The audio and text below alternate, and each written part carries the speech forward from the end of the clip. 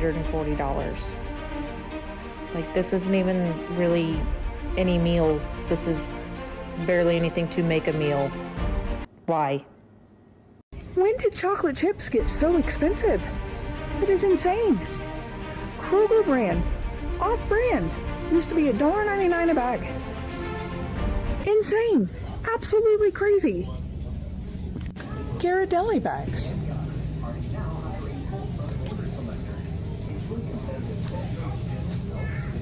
$11.49. Kroger.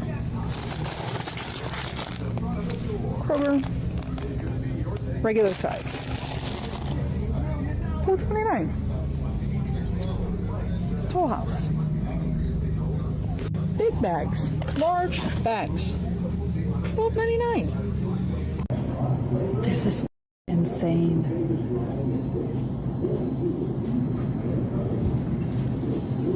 $7 for 10 slices of cheese? I need to get the out of the US. Going through the Chick-fil-A drive-thru right now, and it's just me. My kids are grown, and I got myself a Cobb salad. No egg, no bacon. Not a fan of the egg and bacon. I got myself a small frosty lemonade. So a frosty lemonade and a Cobb salad. $30. What in the world? I don't know how I would have done it if I would have had my kids now, because I cannot do it when it's just me and I'm ordering just a salad for myself. I mean, I can't even imagine if I had my kids in 2025, my little kids, and trying to go through a drive-through. I really am sending blessings to all the parents out there and all the single moms. It's hard out there. My husband are at our local mom and pop grocery store just getting some meat for supper, and can you just look at the prices of this meat? I think it's getting about time to have our own cow processed. Oh my god. The meat prices like in your area, because that is insane. Get a cow processed? I guess so. That's stupid, girl. That will do it. What world are we living in? Because there's no way. $8.29? No freaking way. $10 for Fruit Loops? Like, what do you mean? 12 ounces of cereal. There's no way. Fruit Loops is 10 for 8 ounces. For 8 ounces, $10. No, that's crazy. Damn. The fruity, no. The fruity, these Honey Nut Cheerios are $10. Ain't no way. Ain't no.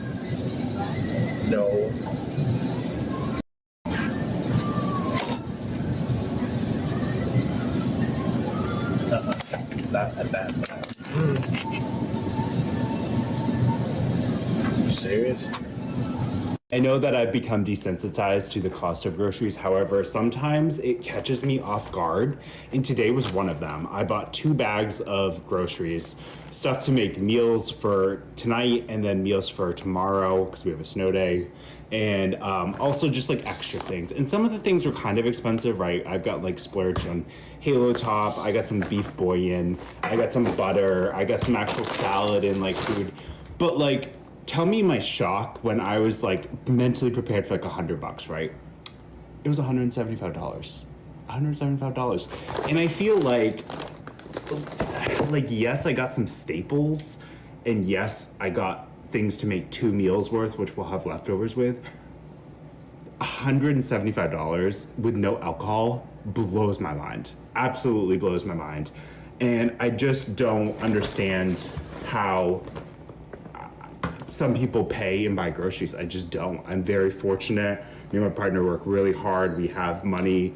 We can buy groceries. However, I'm somebody who doesn't think often about like the price of things because I'm lucky enough to be in a place where I make more than I have for bills, and I'm still blown away. So I cannot even fathom if it was like back in my childhood, back when we had like nothing or we were on food stamps. Even then, like, is food stamps even like keeping up with the prices of groceries. Like it blows my mind. It absolutely blows my mind. Anyway, this is my video that for some reason,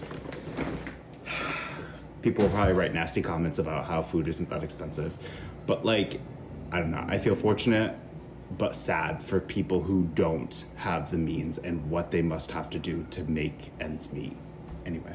Guys, I think I'm crashing out. This is the indicator of the recession. You can't tell me toothpaste is all $7, $7, $7, $7, $10. Like, dude. I'm sure you guys have seen these steak trucks at your local malls and parking lots advertising cheap steak, 20, 30 ribeyes for $30 or $40. I'm here to tell you that it's junk and to stay away from them. And to prove to you that it's junk, I went out and I bought a box of these cheap steaks. Let me show you what we got. This is what you get in your box of ribeye steaks. This was 20 ribeye steaks for $40, and look how small and thin these guys are. This is not a dinner steak. Next, let me show you the ingredients list, which is kind of weird on its own because why does a steak even have an ingredients list? It's showing that these were tenderized with bromelain, and for your ingredients, there is beef, water, rice starch, salt, plum juice concentrate, which probably is there to give them a better color. The funny part about these steaks is that it's kind of promoted as a deal, right? 20 ribeyes for $40. The weight of this with all these additives is a little bit over 4 pounds. So it comes out to roughly $10 per pound for this mystery meat. If you go online or to your local butcher, grocery store, anywhere, you can find choice ribeye steaks, an actual steak that's just beef with no other additives for about the same price. So when you kind of break it down that way, this is not a deal. Now, since I bought this box of meat, let's actually throw these on the grill and see what they taste like. It smells very salty. Doesn't really smell like beef. I'm gonna leave 2 of these steaks unseasoned just so I can actually see what that meat tastes like, and 2 I'm gonna season with my all-purpose rub. Another way these steak trucks try to scam you is they will try to upsell you when you go there. The guy took out another box of steaks. He had fillets, New York strips, ribeyes, kind of more of a regular thickness, but still super low quality. And the price on that was over $600. And he's like, if you buy it today, you get this truck special. It's only $3.99. And I'll throw in the 20 ribeyes for free. So please just stay away. Don't fall for it. It's all a scam. It is not worth it. Since these steaks are super thin, cooking them on a skillet or a griddle is probably the way to go, but cooking them over charcoal will probably make them taste better. So that's what I'm gonna do. Right over the coals. I went about a minute or so per side. These steaks are done. Cooked smell test. It's a little bit off. It doesn't really smell like grilled meat. You can smell the charcoal, smell that char, but you don't really smell that kind of grilled beef flavor like I would expect. Let's try this unseasoned one first. It's super bland. I mean, this was unseasoned, but it doesn't really have that kind of beefy flavor. Like, it's almost like eating nothing. Doesn't have a bad taste, just almost like a no taste. Next, let's try the seasoned piece. It's just my seasoning. I can only taste my seasoning, a little bit of the char flavor, but again, no meat, no beef taste at all. This is definitely not worth getting. If you do end up with a box of this mystery meat, maybe you end up buying it or, I don't know, get it as a gift. My solution for cooking this is to chop it up, maybe make like cheesesteaks or a steak sandwich. When I get steaks, I want that meaty, beefy flavor, where this doesn't have any of that. So that's why you got to add more stuff to make it taste good. It's got all these additives and other stuff in that solution. So ideally, you just want to stay away from it. Go to your local grocery store, go online. You can find actual real beef without all this garbage in it, and you're going to be much better off. Let me see if Jax wants some. You want a piece of this mystery meat, buddy? And you'll probably eat it. Yep, that's gone. The price for 1 pound of ground beef is now more than the federal minimum wage, guys. How crazy is this? And how far are they gonna let these grocery prices get before they realize that regular people can just not afford this crap? Right now, let's do a comparison. Let's use a couple big chains at where I live. I'm on the West Coast. So we've got Albertsons, we've got Vons, we've got Stater Brothers, which I think is kind of like a West Coast thing. All of those are about twice the price of an Aldi, a Walmart, a Winco, a Safeco, or a Heb, or a Food for Less if you have that. So I will tell you that of all the places that I'm shopping right now, Aldi happens to be my favorite. And no, they don't have everything. And Aldi is like the great value brand at Walmart. That's all they have in the whole store is the Aldi brand. So there's not as much selection, but I like a lot of the stuff that they have there. So I did a price comparison out here. Stater Brothers, which is down the street from me, has amazing butcher department. The meat department is great. So I went and bought my weekly groceries there, $240. Next week, compared it, same level of groceries, $117 at Aldi. So it's completely insane. I think these big chains like Albertsons, Vaughn, Staters are going to have major financial problems in the future because you can't keep charging people double for what they can literally get across the street and have people keep paying it. Yes, in wealthy neighborhoods, people are going to pay that. Yeah, you're still going to have them do fine in those areas. But for the majority of Americans, if they have any kind of a choice where they can drive up to a half an hour, they're not buying these crazy expensive grocery store brands anymore. Let me know, like, where are you going that's like really affordable groceries that you actually find like it's clean enough and decent enough that you can go there on a regular basis and you actually like it? Because I don't know how these chains think they're going to survive, but they've gone nuts with how much they're charging people. Fast food places have really lost the god, because tell me why I went to Burger King and a Whopper meal was $15. I could get actual food for $15. Like, my local pho place has giant bowls of soup made with actual ingredients that taste good, that someone took time and care to make, and that's like $18. It's almost $15. For $15, I expect an almost premium product. A Whopper is not a premium product. A Whopper is something that I would feed to, like, a pig. A Whopper meal should be like $8 maximum. The sandwich alone should be like $4. The entire point of fast food was that it was cheap. That's why everyone puts up with it being terrible. Their whole business model is like, yeah, it's slop, but we give it to you in 5 seconds and it's $2. So everyone's like, okay, I guess that's fine for $2. If you get rid of it being cheap, what do you have left? You just have slop. It's like fast food places want to ascend into being like a premium restaurant, but they're upgrading everything except for the food. They'll upgrade their prices. They'll upgrade their buildings to be all boring and corporate. They'll upgrade their branding to not be colorful and fun anymore. They'll do anything except for actually give you a good burger. And they think between that and the brand loyalty people have, they can trick us into paying $15 for some slop. I think they're in for a rude awakening. I think they have completely lost touch with why people are buying fast food.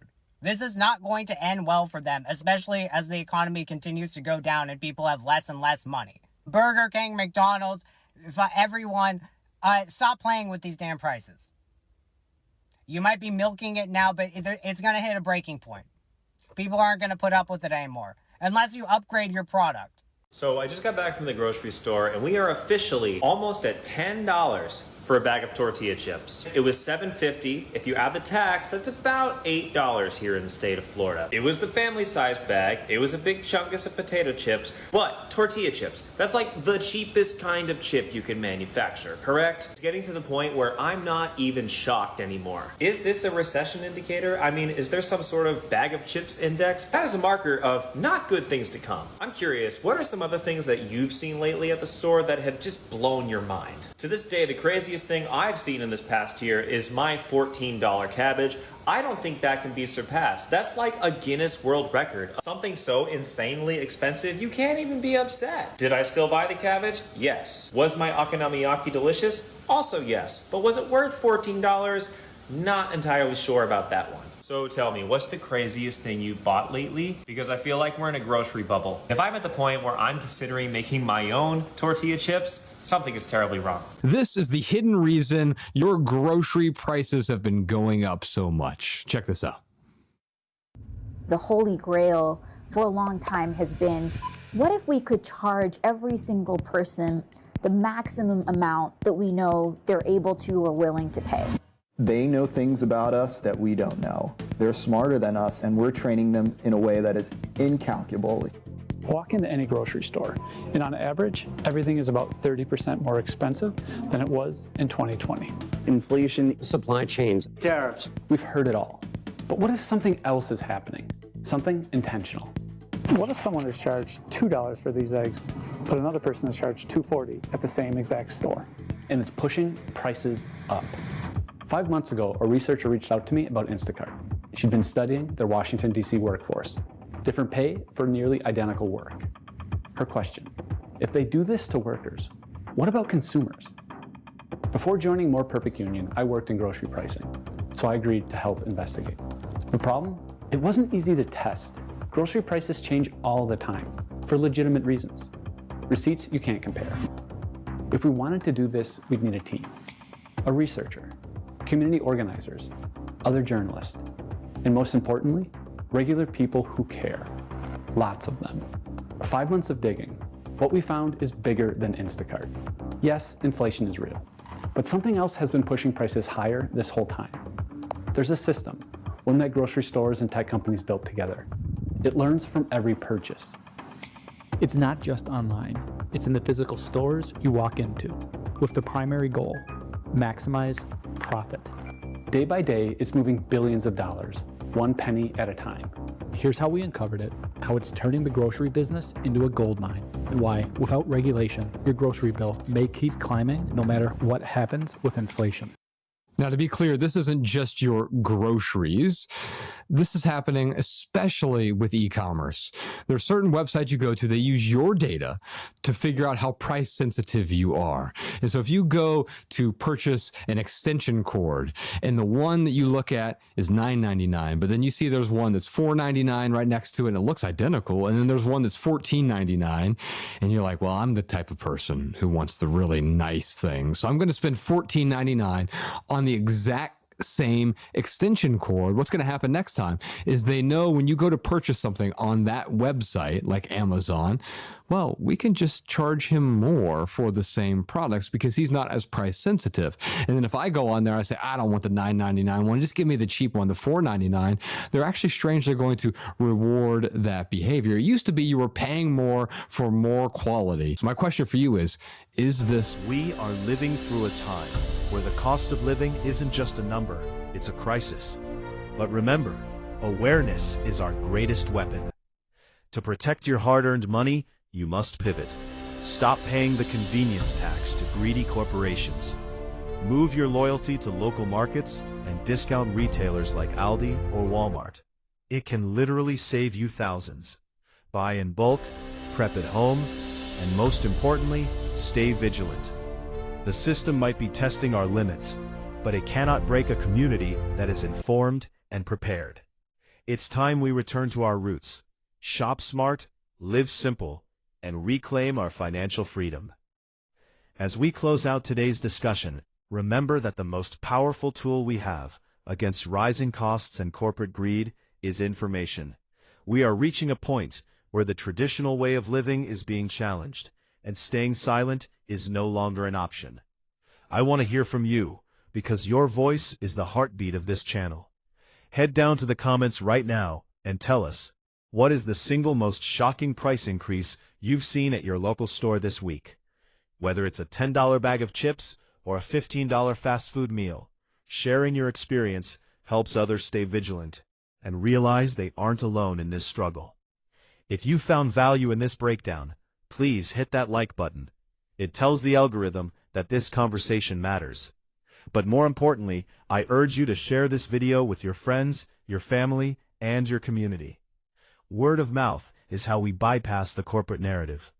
By sharing, you are helping someone else save money, avoid a scam, and become a smarter consumer. Awareness is the first step toward change, and we need to get this message out to as many people as possible. Finally, if you want to stay ahead of the curve and learn how to navigate this shifting economy with confidence, hit that subscribe button and turn on the notification bell. Join our community of informed, savvy individuals who are reclaiming their financial sovereignty. We don't just watch the news here. We prepare for the future. Thank you for your time. Stay smart, and I will see you in the next one.